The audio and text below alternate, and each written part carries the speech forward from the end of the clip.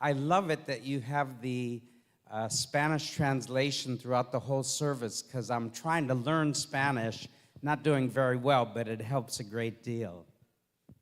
Shabbat Shalom, everybody. I think the last time we were here, you were meeting in another location, right? So I guess God is expanding. God is helping you reach out more people. So we're going to be praying for you. It's just amazing. We can be here. We're in the United States for a short time this time. But we had a very, very challenging last 2 years in Israel. As you know, we have an organization called Vision for Israel, which we actually celebrated 30 years of Vision for Israel now. We started in 1994. I know we don't look more than 30 years old, but God was very gracious with us. And when we started it, we had a local congregation in Jerusalem, and there were a lot of single mothers, single parents, a lot of new immigrants in the land and in our congregation, and we wanted to reach out to them. And we were managing several businesses, and we decided we're going to open up a charity to help those that are struggling financially, to help them being absorbed in the land, and help them just, get on their feet, because we wanted to see the body of Yeshua being a light and be the leaders. And so that's how we started. And in 1996, there was this really bad terror attacks, suicide bombers that were exploding themselves in buses in Israel. And our daughter lost 4 of her friends. And so we reached out by going out to the families that lost their dear ones. And that's how basically the whole work of Vision for Israel really kind of expanded. As we were going out and blessing these families, about 40 families that lost their children, and some of them actually were orphans that lost both their parents. There was a family of a baby. I think he was like 4 months old, and his brother 5 years old, and they were left with no one. And at the end, the sister took over and adopted them. She was single, and then she got married, but it was just terrible stories. And this is the reality in Israel, unfortunately. And God spoke to us very clearly that as Jewish believers, that we need to be leaders of the nation. And that's how we began, and God just blessed this work. We had to give up our own jobs at the businesses, and we just did it full-time because that's what God wanted us to do. We're not looking to do the Vision for Israel work full-time, but God really helped us through it. Today, we have been, I don't know if we can count exactly how many we helped, but I think more than 2.5 million people. And just in children, we helped more than 350,000 children with our projects. It's called Back to School. We're blessing the poor children of Israel with school bags, and we're actually starting in May to collect money and also to buy and purchase, because it takes time to purchase the bags. And and of course, during the war, we just decided for years we've been doing a lot of like disaster relief, and we've been able to put 440 bomb shelters, safety shelters all around Israel. And in fact, the one that was exploded, if you remember, it was last July, I think it was July, where the rocket attack affected the Druze village in the north of Israel. 4 or 5 days before that, the Lord speaks to me in Barrry. And Barrry, we forced the IDF. We are working with the Pikud HaOref. How do you say Pikud HaOref? Homeland Security. And we called them and we said, don't stop posting the shelters. God is going to give us the money. We're going to get more and more. And we had to push them to do that. And thank God we did it 2.5 years before even the October. It was, I think, in 2021 that we began the project. And we kept begging them and saying, we have the money. You are just going to post those shelters all around Israel. We need them. We need them. So they were listening to us. Thank God for that. And then the one in the Druze village, we posted 4 days or 5 days before the explosion took place. Now, we know 12 children were killed in the Druze village. And we are so sorry. They just didn't have time to make it because they were so close to where they launched the rocket. And so they didn't make it. So 12 children were killed. But we received a letter from the IDF telling us that one of the doctors of the village wrote and said that there are 9 children that were saved in another shelter. We posted 3 shelters 5 days before the attack. So, I mean, God, in His mercy, is helping us at least to kind of guide us to speak to the right people at the right time. So it's all about saving lives. And whenever people approach us, especially from the IDF, we never say no. We never say no. We don't know how to say no, and they know it. But we know that Israel is facing a very challenging time. And that's why we are reaching out to try and help as much as we can. And just in the last year, we tripled our giving. In 1 year, we tripled our giving, which was amazing because we didn't plan on it. We didn't know it's going to happen. But God, in His mercy, were able to equip us. So the bottom line that I want to say is that through it all, we're victorious. Through it all, God is blessing the nation of Israel, and it is very difficult time because of all the fires we see going on there. I know you're connected to the news, but there's a lot of great miracles that are happening there every day. In my personal life, I can say I was healed 3 times from cancer, so I give praise to God because, hallelujah. In October 2023, I was diagnosed exactly the month where the terror attack, the massacre took place.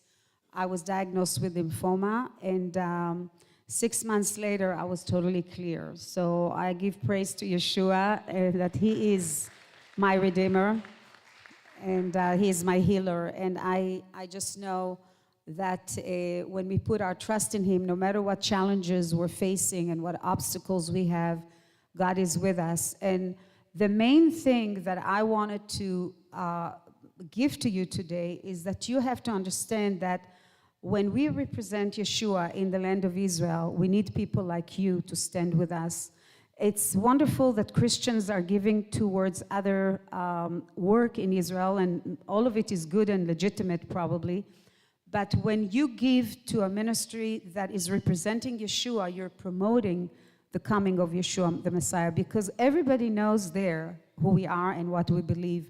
And for us to be leading in this nation and doing whatever we do, and we are, I don't want to compliment myself because it's not for me to say anything, but to do this work for 30 years, our secretary, she's not a believer, and she says, Batya, I don't understand why you and Barrry don't go and light the torch at the Independence Day. And I say, we don't do it to receive thanks from people. We're doing it, and we will continue to do it because this is a calling in our lives.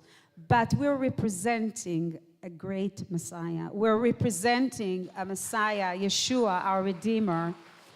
And when we, in my dreams, one of the dreams I had is that I see thousands and thousands of people behind us in one of the dreams. And I felt like we are uplifted by the body of Jesus, or Yeshua, all around the world. And that's what gives us the power and the ability to do what we're doing. So keep on praying for us. Thank you so much. God bless you.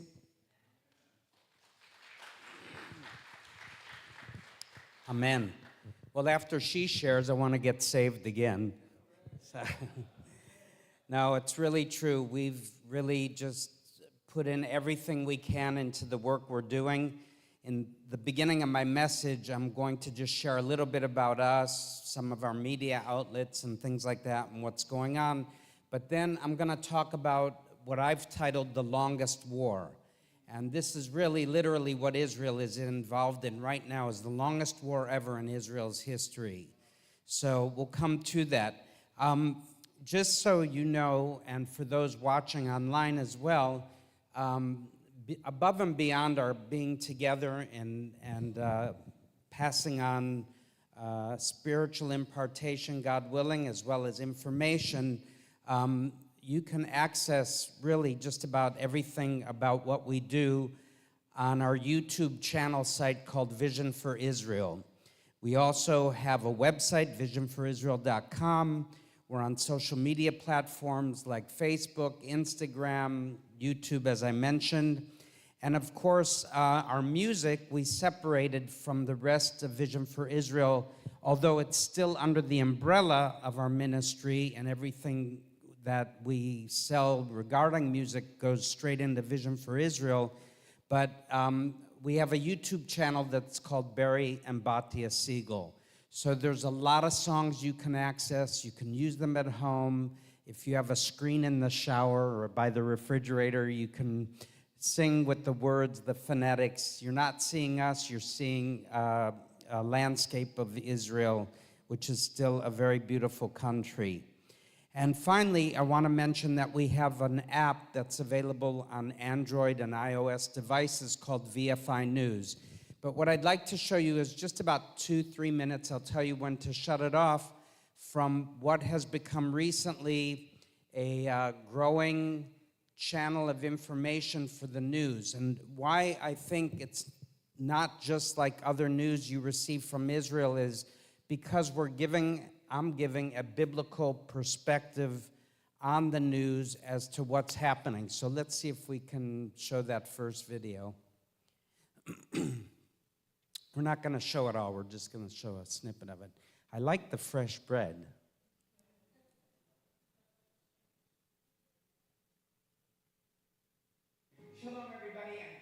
Shalom, everybody, and greetings, VFI News supporters and anyone else watching this report. It's been another eventful week here in Israel as we're all watching the drama unfolding between Iran and the Trump administration in the United States.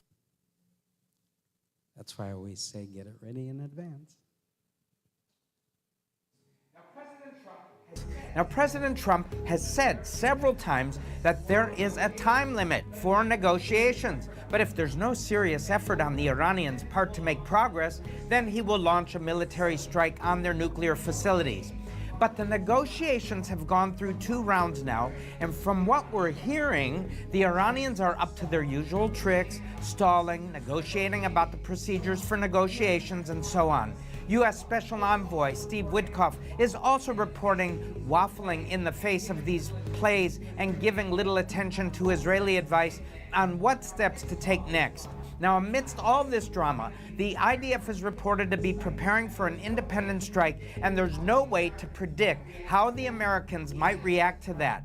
The analysts are making predictions and the warriors are making plans, but the Lord will have the final say. All that and much more is just ahead on this week's edition of VFI News from Israel.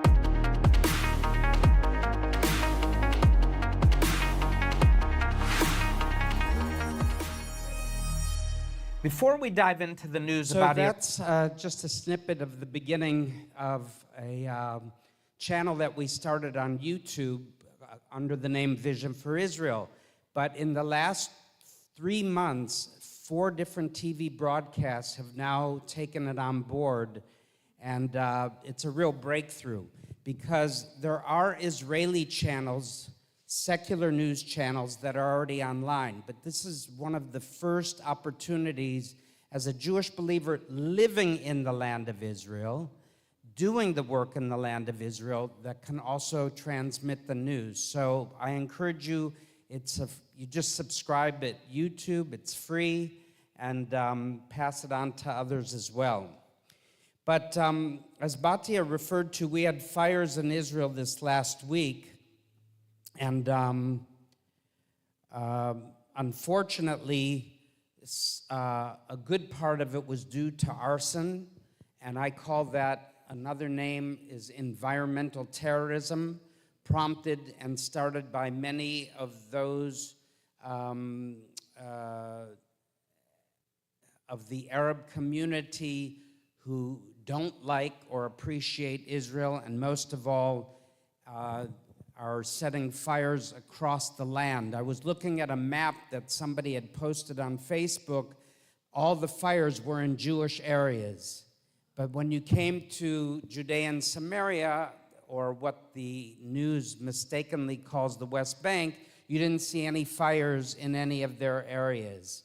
And so it's obvious. Now, it also, in all due honesty, I have to say, sometimes when we get to holidays also, there are a lot of barbecues in parks and all that, and as Jewish people, we're also irresponsible sometimes, and sparks or flames can set fire, and with high winds and very high heat, it's just a danger for all of us in Israel. But one of the things that we had received while we were over here, because we had already been in the States, was they completely shut down Highway 1, which is the major east-west artery, and leaves from our home to arrive at our place of work, and you could literally see the flames just jumping over the highway. Our son's moshav, which is not a kibbutz, it's like a settled neighborhood area, usually in an agriculturally surrounded area, was totally evacuated. It was so serious. But the miracle of all this is that, from what I understand, despite all the fires that broke out, which are now under control, not one home was burned down. And if that's true, it's another miracle towards Israel's existence and God's protection over the nation of Israel. Of course, the sad part is, for anybody that appreciates vineyards and agriculture, we've had tens of thousands of acres of land that have been burned over the past 19 months of war, set on fire in the north by Hezbollah rockets, or in the south by the Gaza Strip border communities. And of course, now with these fires, and we're just at the beginning of the hot, dry season. I think there's a lot more to be prayed about in the whole situation. I also want to encourage you on the back kind of mid-table, it looks like an arc from here, there is, or out at our table, there is a free brochure with some information inside. Please, everyone, take one. If you don't have, it's free, and it just will give you more information. I'd like to go back to kind of the beginning of the war and summarize it, and then look at the different fronts that we're facing now, and the greatest issue that's at hand facing Israel and the United States, as well as Western civilization. So bear with me, there's a lot of information. On October 7th, 2023, as you know, on Shemini Atzeret, also known as Simchat Torah, which is a major Jewish holiday at the end of Sukkot, one of the autumn biblical feasts, Hamas led a coordinated attack by land, sea, and air. The attack assault began at about 6:25 a.m. in the morning with a barrage of over 2,200 rockets and missiles. 2,200. Say that, 2,200. That's mind-blowing. Can you imagine if the drug cartels in Central America and Mexico started shooting 1,000 or 2,000 rockets over the borders into the U.S.? What do you think the response of the United States would be? Well, we were overwhelmed, and this barrage happened within 20 to 30 minutes.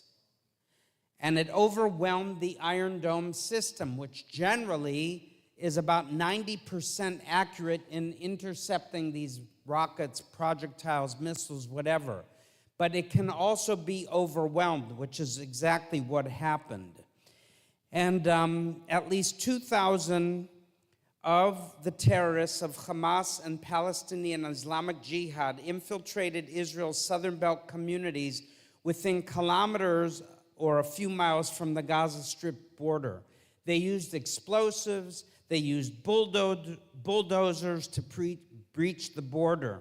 And we thought in our overconfidence, or you could say our technological arrogance, we thought that smart technology, high walls underneath the ground, and besides having IDF observers on the ground, with the best of our technology, we thought that we could stop any situation. But the terrorists quickly disabled the communications for several of the IDF military posts nearby. Our own friend's daughter, a new friend, a couple that I've gotten to know over the last year, their daughter, Roni, an IDF surveillance soldier, reported at 6:29 a.m., quote, "All stations receive, 4 people are running to the fence, confirm receipt." It went out to all the soldiers in the area. 2 more armed people are running to the fence, confirm receipt. Moments crossing into no man's land that separates Israel from the Gaza Strip. She used the IDF code for the threat called Turkish horsemen. Nothing to do with the Turks, but anyhow. Then the sand timer was another code. The fence has been exploded. People have blown up the fence, confirm receipt. Well, there was no responses. Where was the IDF? Where was the intelligence? Where was the field intelligence officers and overseeing generals? On holiday. Ignoring some of the intelligence that was already being received hours before by these young ladies and young men who were not armed for the most part. At Nahal Oz, they were sending warnings already ahead of time. And had we had another 3 hours, 6 hours, 8 hours, 12 hours in preparation, and if they saw a couple tanks, they wouldn't have launched such a massive attack in the way that they did. But honestly, I've heard everything. Even yesterday, somebody said, "Do you think it was done intentionally? Do you think Israel allowed it to happen intentionally?" I said, "No way." It's just, another conspiracy lie that's thrown out onto the internet of social media. But I do believe, and investigations are confirming all the time, that it was overconfidence and arrogance within our own military and a misinterpretation of the facts, no different than what happened in the 1973 Yom Kippur War. Well, the rest is truly sad. Of course, what happened was that 15 surveillance soldiers were killed at the Nahal Oz base, including Roni, and 6 more were taken hostage, and 1 was rescued by the IDF last October, but the fate of the other 5 is still unknown to this day. Now, this very morning, the Hamas operation attack was called Al-Aqsa Flood. Al-Aqsa is another word for Jerusalem, their intention for Jerusalem and the Temple Mount. Had 3,800 terrorists cross over into Israel, with another 2,200 civilians from the Gaza Strip joining them, many who had received work permits to work within the kibbutzim and the agricultural sectors across the southern border communities. And those that helped the Arabs of the Gaza Strip were the very people they murdered. So they literally became, these civilians that came over the border with Hamas knew the addresses, the names of the people, where the security weapons were stored from them just working there month after month, year after year. They knew exactly where they were leading the terrorists to. They had become the forerunner spies for Hamas, as I said, and it was the worst atrocity and massacre of Jews in one day since the Holocaust. Nearly 1,200 Israelis died. Imagine that. Here was the total number. 6,000 Gazans breached the border in 119 locations into Israel. 3,800 of them from the elite Hamas forces called Nukhba, including 1,000 terrorists who were shooting the rocket launchers and the total number of attackers that morning was 7,000. And you're talking about overwhelming communities that were celebrating the last day of Sukkot with very little presence of the IDF military and not enough time to get there.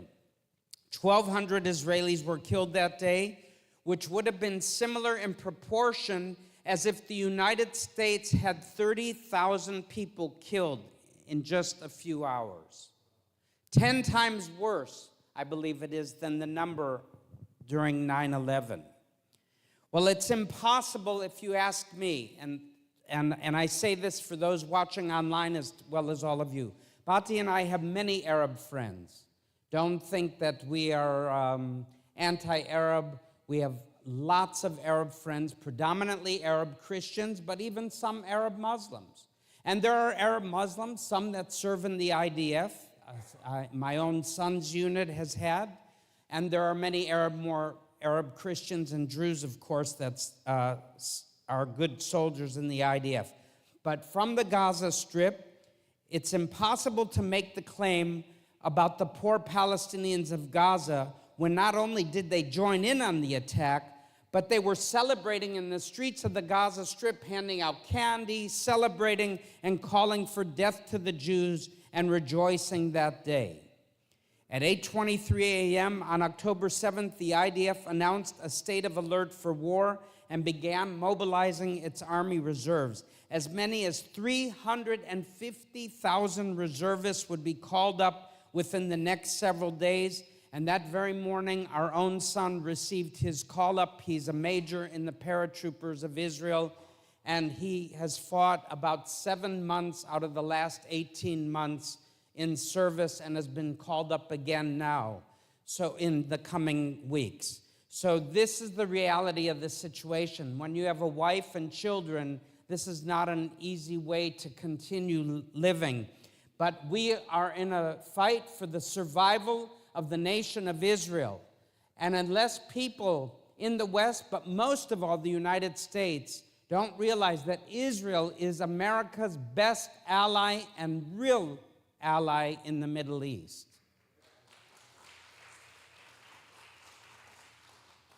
Now at about 10:15 a.m., where we live, which is just outside of Jerusalem, at about 10:15 a.m., while I was in the shower with shampoo, and I may have shared this with some of you before, I was in the shower, and all of a sudden the rocket sirens went off in Jerusalem and the surrounding suburbs.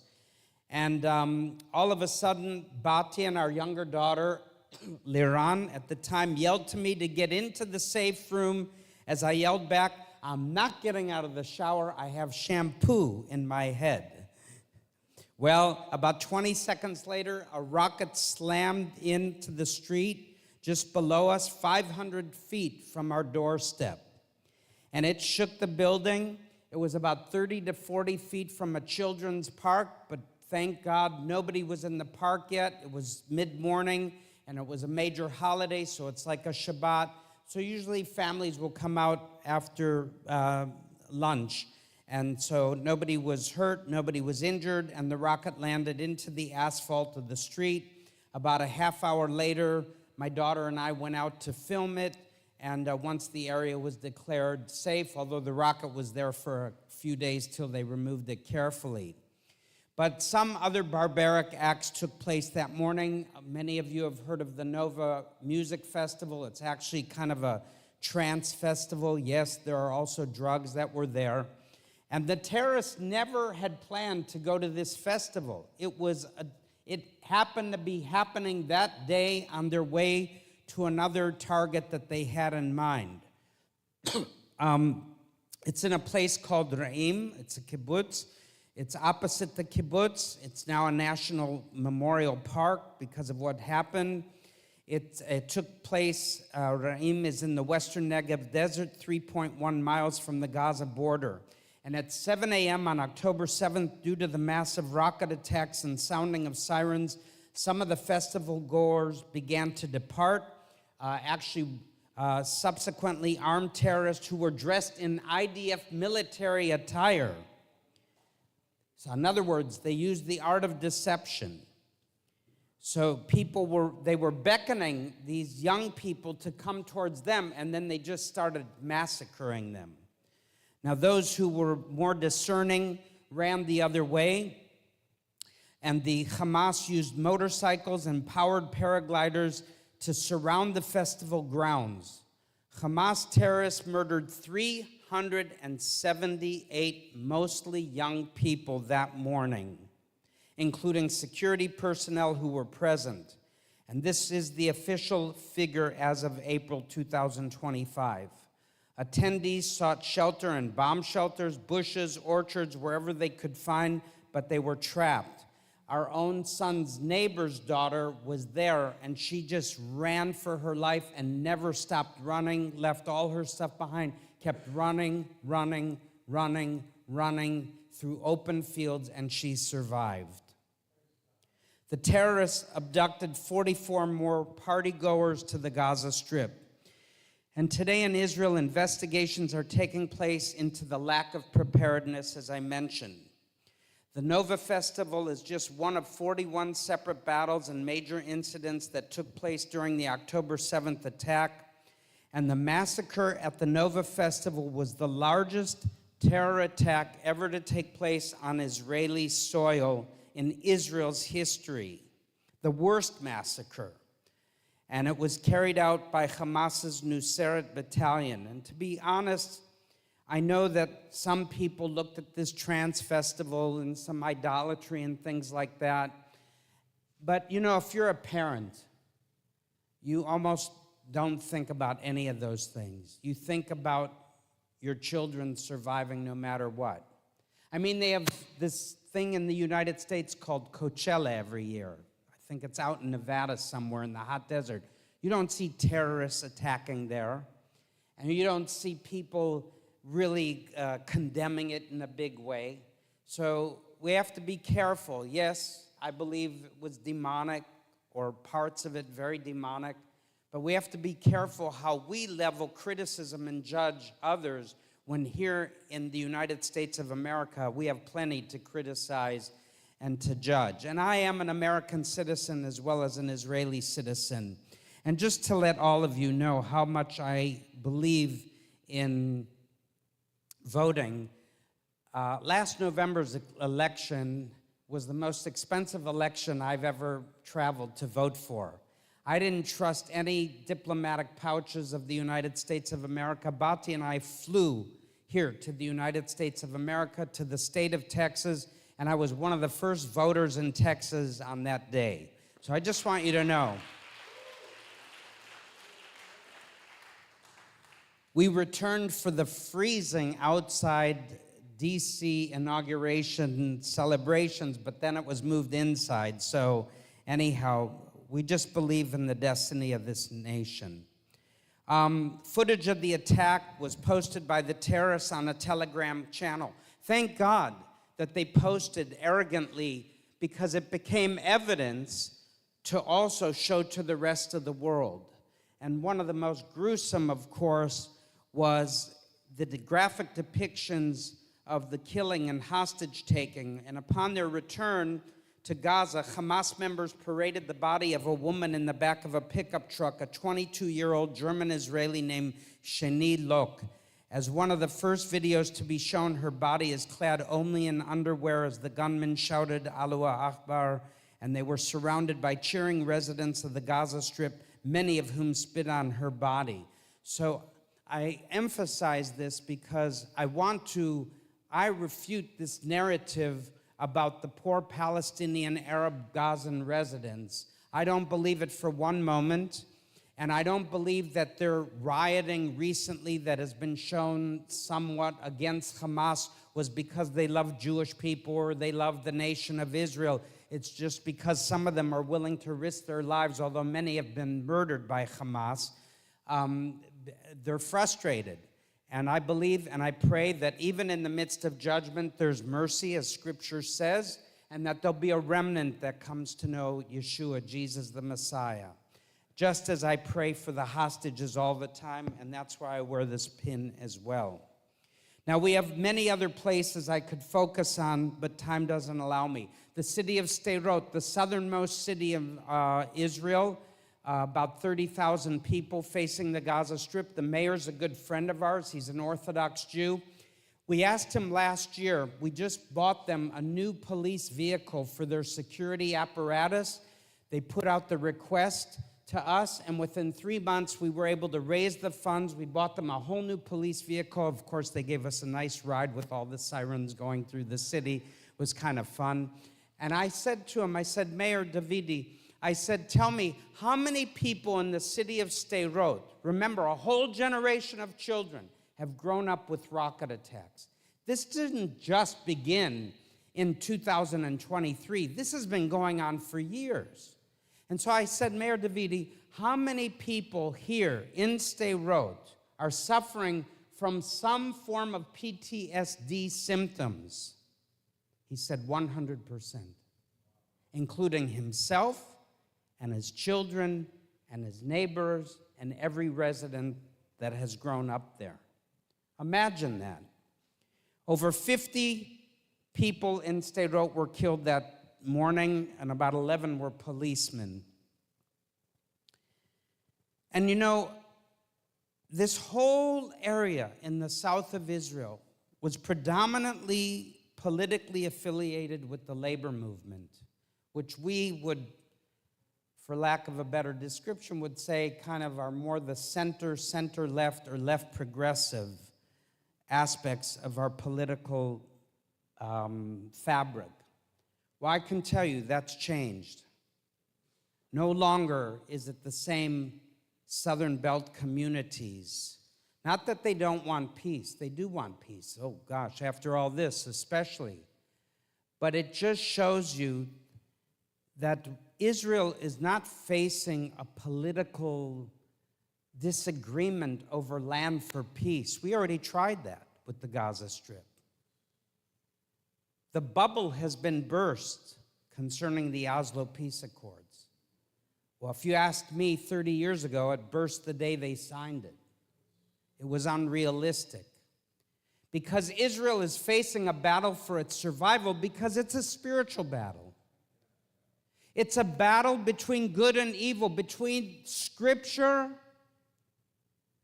and the God they call demonically Allah, which doesn't mean what you think it means. It's not just so simple. And yet, in the midst of this, I pray for the Arab communities. I pray that they come to know Jesus, Yeshua the Messiah. The more Arabs that come to believe in Yeshua, the better off the rest of us will be.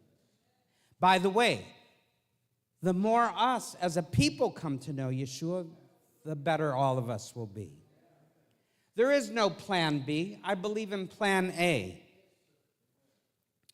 Now, on that day, October 7th, 2023, from what I have statistically, 1,609 terrorists were killed on October 7th and 149 more terrorists captured. Israel had 1,200 killed, including Israeli Bedouin Arab Muslims, many of whom went to the Nova Festival to rescue Israeli youth.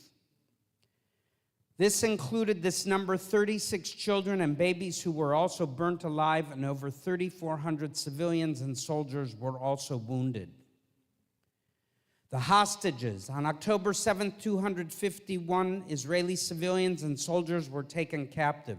74 later died in captivity or were confirmed dead, and of the 251 hostages, 59 remain in Gaza, including 34 who are known absolutely to be dead, and to the best of our knowledge, less than 24 still remain alive. Everybody's been talking the number 24, but it leaked out just days ago, it's less than 24. One of them being the last remaining dual citizen, an American, a United States citizen as well. More than likely, those that are left are in tunnels as much as 60 feet below ground level.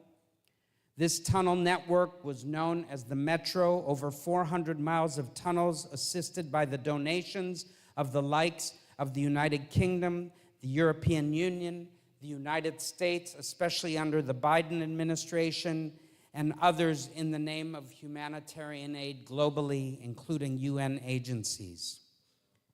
Israel is in survival mode. Please understand, this is the longest war we have ever had to fight. And we're not fighting on just one front. We're fighting on multiple fronts.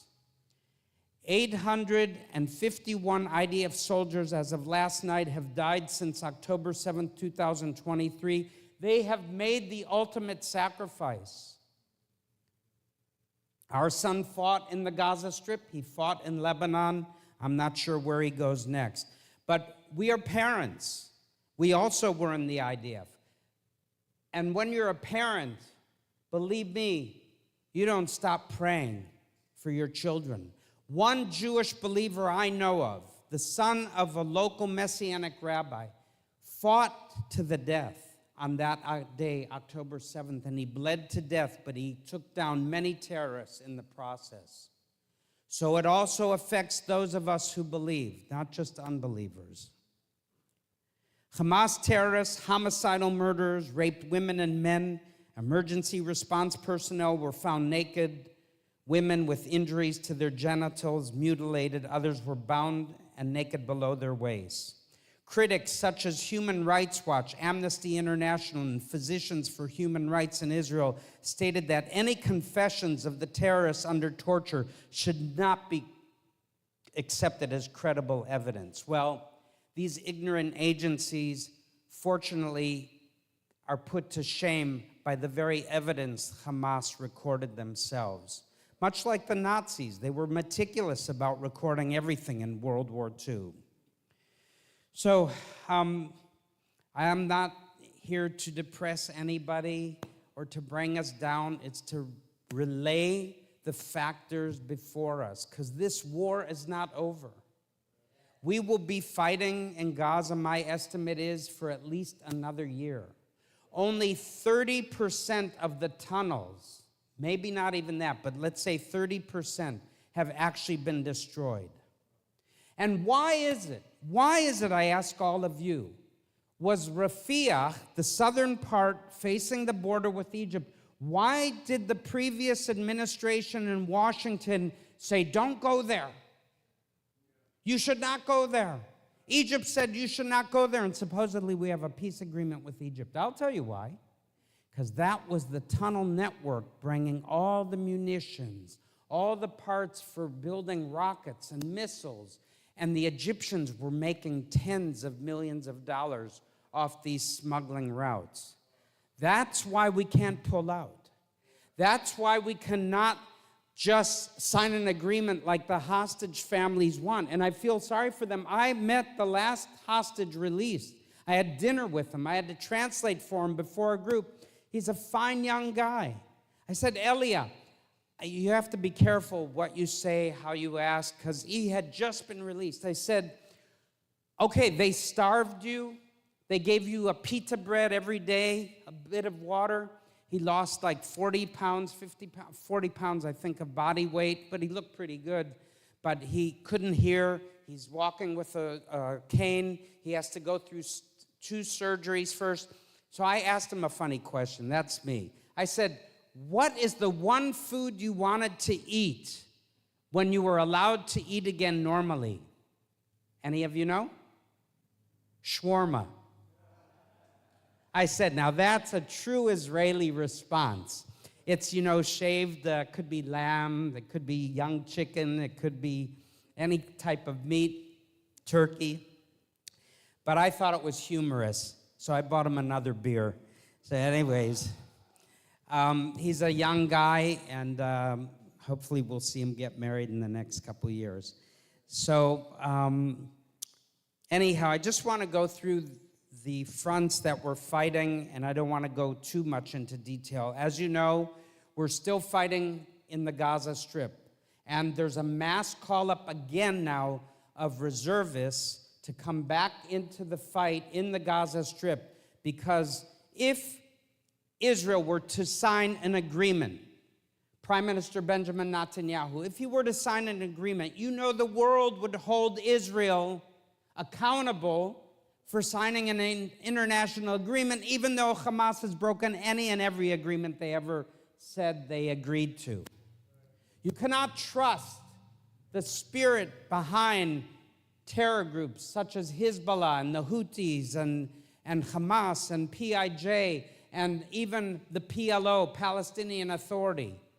But Israel is held to a higher standard. So he is not willing to sign something even with all the pressure of the hostage families going on right now. And I've been to Hostage Square many times. I've met some of the people who have survived. And it's horrendous, it's terrible. But you know that Israel can never just leave and then start the war again. It's not so simple, people. Because every moment that we leave them in peace is a moment they rearm for another terror attack. Hamas was founded in 1987. They were and are connected to the Muslim Brotherhood in Egypt, of whom former President Barack Obama elevated during the Arab Spring uprising in Egypt to international status. Well, thank God, the new president then of the Muslim Brotherhood in Egypt became Mohammed Morsi, but some Christians must have been praying. I know I was, and I think many of the Egyptian Coptic Christians and evangelicals were praying because he was overthrown by a military coup, their leaders imprisoned, some put to death, and then a new president was installed from the military president Sisi of Egypt, who's in office still to this day. Now, Hamas has governed the Gaza Strip since 2007 when it violently overthrew the PLO, or now named pleasantly the Palestinian Authority, which was founded by Yasser Arafat. It's dedicated to the establishment of an independent Islamic State in all of Israel. Hamas opposed the secular approach of the PLO, and its charter in 1988 says it very clearly. They have been calling for jihad and holy war against Israel for decades. We saw their reign of terror in the 90s. As Batya told you, our older daughter had 4 of her friends killed by Hamas suicide terrorists. So I ask you this. Who's behind all this, besides Satan himself? Well, the mothership of all, Iran, which we'll get to in a minute. And we all know, of course, the biblical references to the name Hamas in Scripture, such as in Genesis 6, as well as in Isaiah, where it says, violence, Hamas, shall no longer be heard in your land, neither wasting nor destruction within your borders, but you shall call your walls salvation, Yeshua, and your gates praise. You know that's in Isaiah? That's a wonderful promise. As much as the Ruach HaKodesh reminds me of that scripture, I pray it. Violence, which in Hebrew says Hamas. Well, there was no Hamas in Isaiah's day, but something in the heart and the plans of the God of Abraham, Isaac, and Jacob knew all about the end of days. Okay, well, we've also been facing Hezbollah in Lebanon, and you know the grand story of the Mossad's operation. I don't know why they revealed it so quickly about the pagers and the walkie-talkies that exploded just shortly after they were about to enter the war against Israel on October 8th and in the days ensuing. By the way, we're giving out free pagers after the meeting to each of you. Sorry. Gold-plated, of course. It was an incredible coup. There'll be movies made about this thing. It's like incredible. Who would have thought that 10 years probably in advance, Israel was already planning some kind of destruction of Hezbollah's leadership, which was finally prepared and ready to unleash. I won't get too much into it. Iraqi militias supported by Iran have been fighting against Israel as well. And of course, the Houthis. Who ever heard of the Houthis? I've heard of the restaurant Hooters. I've heard the expression hoot. You know, who gives a hoot? And then here I am married to an Orthodox Yemenite Jewess right in front of us who has nothing to do with the Houthis, and yet Yemen, of all places, one of the most impoverished nations in all the world, is shooting rockets towards Israel, ballistic missiles, of which this past week about 4 were shot at Israel. 2 yesterday, I think. We've been woken up in our sleep 1 in the morning, 4 in the morning, 2 in the morning, 3 in the morning, with the sirens of ballistic incoming missiles. And most of them get intercepted, but that's not the problem. It's coming so fast, it's ballistic, almost supersonic. So that forward momentum, even when it's intercepted by the Arrow 3 missile system in Israel, the problem is the shrapnel and the pieces of the rockets, including the interceptive rocket, even if they intercept over Jordan, it's still shooting fast. So that fallout comes on Israeli territory. And yesterday, a rocket that was shot, part of it fell on a kindergarten in Israel. So it shows you how devastating. Nobody was killed. Everybody happened at the right time. But the Houthi slogan is death to America, death to Israel, a curse on the Jews. And by January of 2025, and there have been many more since, they had fired 40 ballistic missiles against Israel and some drone attacks, including one which targeted and hit the outside of Prime Minister Netanyahu's home residence. Can you imagine that? That's how technology has come. We're now fighting in Syria against the new Syrian President Giuliani's government, called the New Syrian Government, which is saying they want to make peace with Israel, but in the meantime, they're attacking the Druze community of Syria, besides the Alawites, which was the supportive community to former Bashar al-Assad. We're fighting the Lion's Den drug cartel groups in Judea and Samaria, as well as Hamas. But we're fighting also a battle in the media. And that's why I launched the Vision for Israel News, or VFI News. We're fighting a battle in the media. We're fighting another front called anti-Semitism. An estimated 2.2 billion people today, 46% of the world's adult population, harbor anti-Semitic attitudes. This is more than double the number of people surveyed a decade ago. Jonathan Greenblatt, the ADL CEO, said, quote, anti-Semitism is nothing short of a global emergency, especially in a post-October 7th world. The highest trends of I'll skip over that. Alarmingly, younger respondents worldwide showed an even greater prevalence of anti-Semitic attitudes. For example, 40% of those under the age of 35 affirmed that, quote, Jews are responsible for most of the world's wars. People, by the year 2032, it's estimated there will no longer be any Holocaust survivors or refugees from the Holocaust. As this takes place, anti-Semitism is continuing to soar. We not only have a responsibility as believers in Yeshua the Messiah, as Jews, as non-Jews, we have a responsibility to bring and to continue to light the flame of awareness to the people around us everywhere. And it may cost us. It may cost us friendships. It may cost us relationships. Pray to the Lord God of heaven and earth to give us wisdom on how to approach people. I'm surprised. We spoke to a prominent lawyer the other day from Virginia. He's so upset right now at President Trump's coming against Harvard and against education. I said, look at the statistics of anti-Semitism that went on unabated, unconfronted, with the support of billions of dollars of U.S. taxpayers' money. I don't want my tax-paying money, I don't have any today. I don't want any tax money going to support anti-Semitism. People, we need to speak up. Oh, gosh. So I'll come to a conclusion. I know I've taken a lot of time here, but all of you seem to be magnetized, something, I don't know. Well, Psalm 83, as you all know. Oh, one more comment about universities. They've translated anti-Semitism into anti-Israel, into anti-Jewish. And you know who, just today, I read an article, who are the two largest countries behind financing it?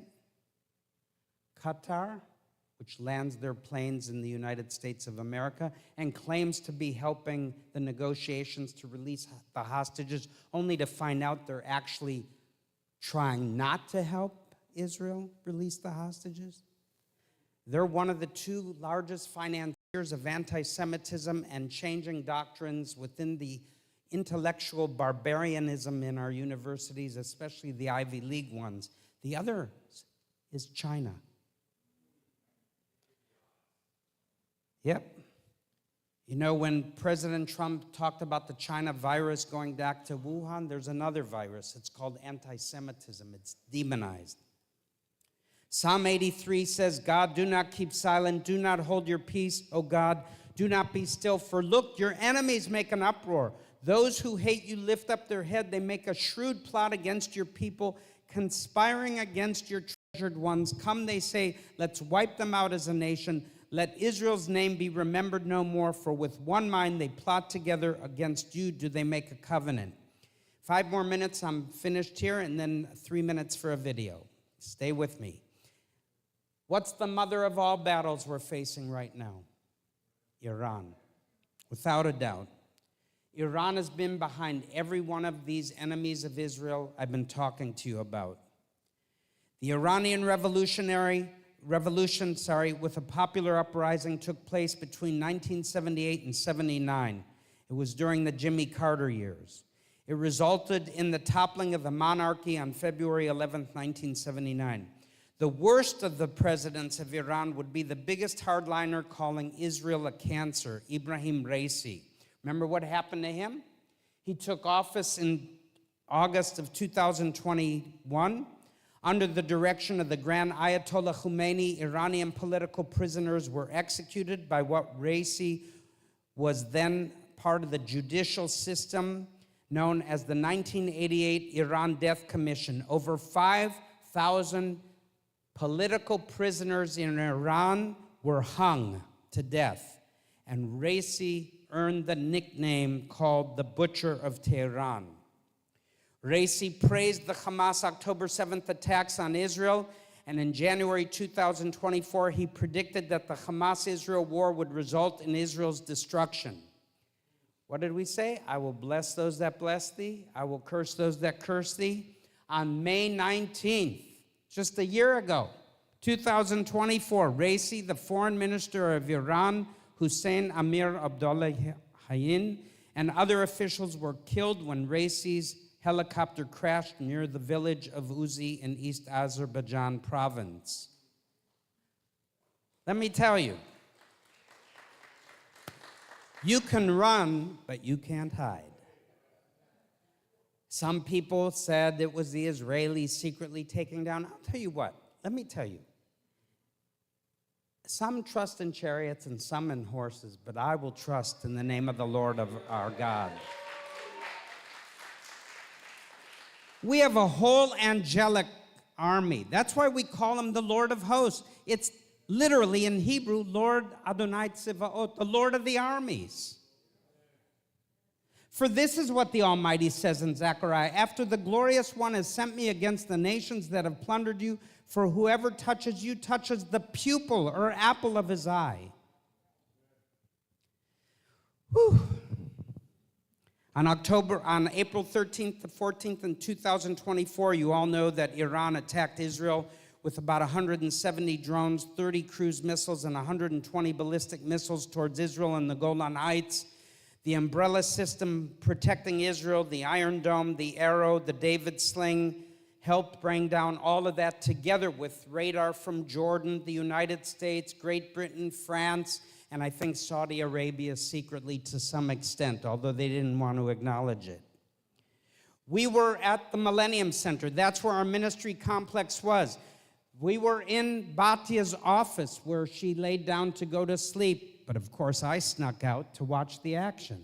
So I put a ceramic helmet on, I put my ceramic vest, and I watched the action in the air like a tic-tac-toe board over Israel, just lifting up my arm, ducking occasionally, just in case, and just watching how God orchestrated his power and his might.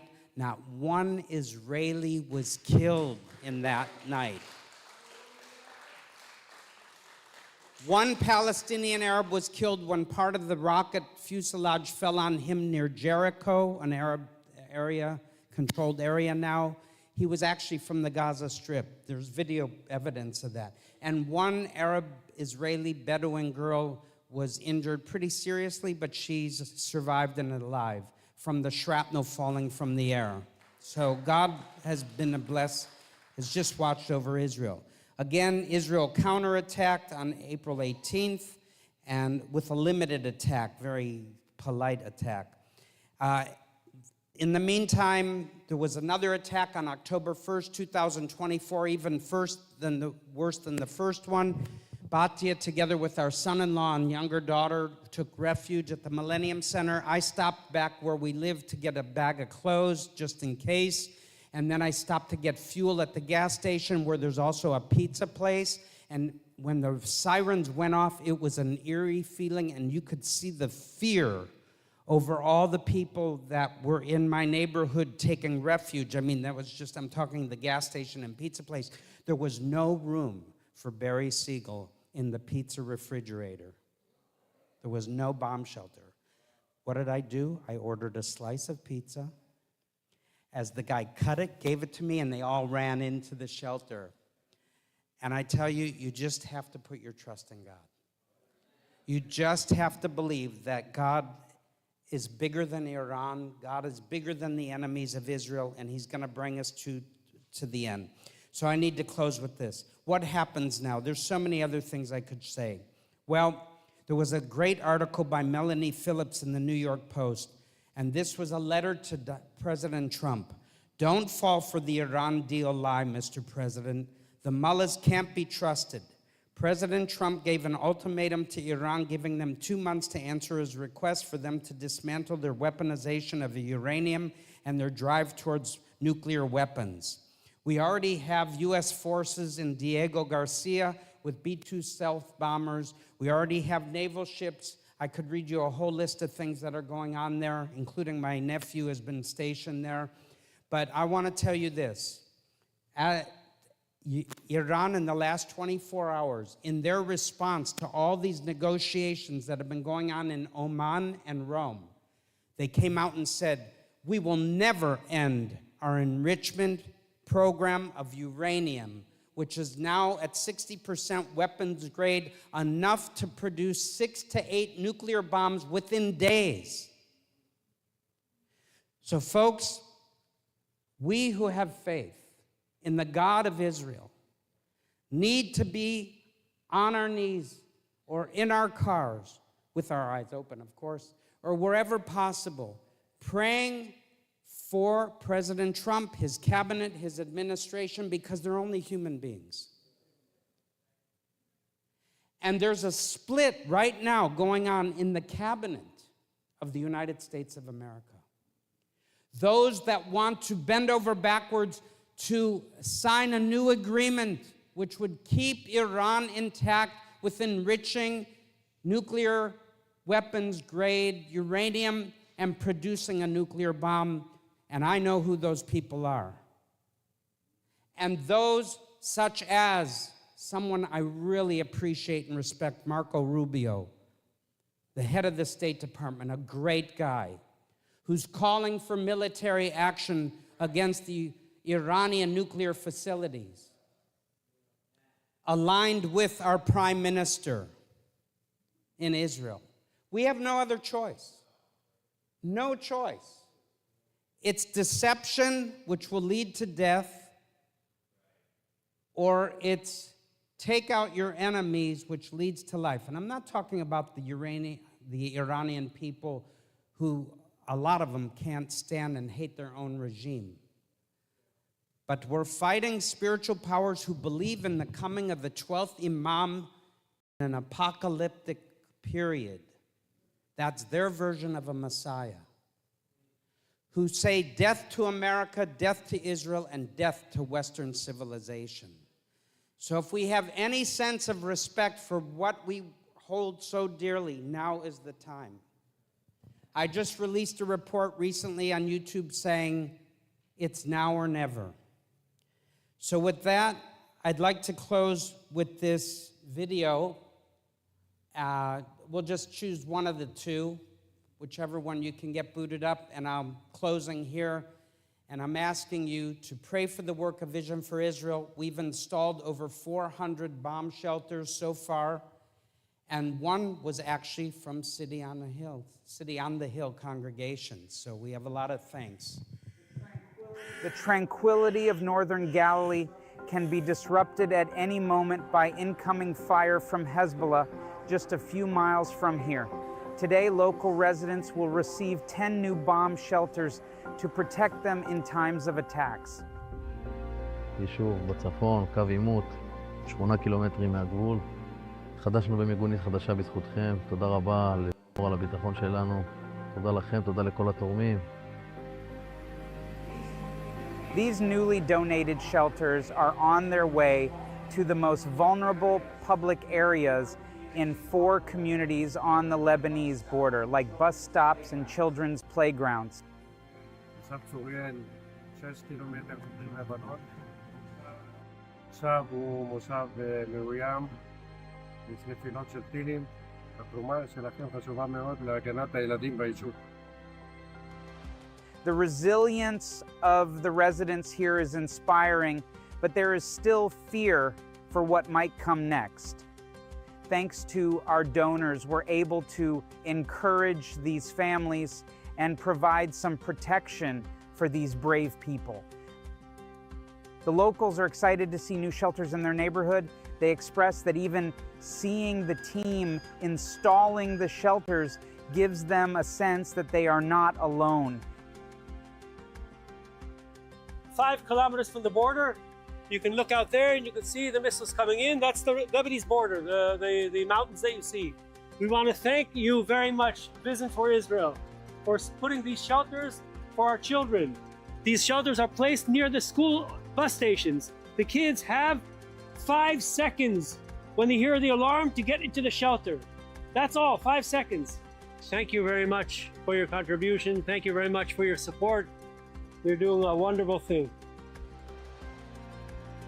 Thank you very much. We really appreciate it. The kids appreciate it. 2 weeks ago, there was an alert for missiles and they didn't know what to do. They just lay down on the road. And this will give them a solution for them not to be frightened, and very much appreciated. To finish the day, we installed 2 shelters at a regional school where 1,200 students previously had no protection in case of an attack. וממש ממש לא מוגנים, אין כלום. כל המבנה הזה שאתם רואים פה, יש כל הפיס, אין לו אפילו ממד אחד. אני מקווה שזה יהיה רק ההתחלה, שיהיה לתלמידים שלנו לפחות בשעת חירום מקום להתגונן בו. וזהו, והמון תודה, שום דבר לא מובן מאליו, המון תודה. It's been a productive day. 10 more shelters are in place to support the local families and remind them that we stand together with Israel.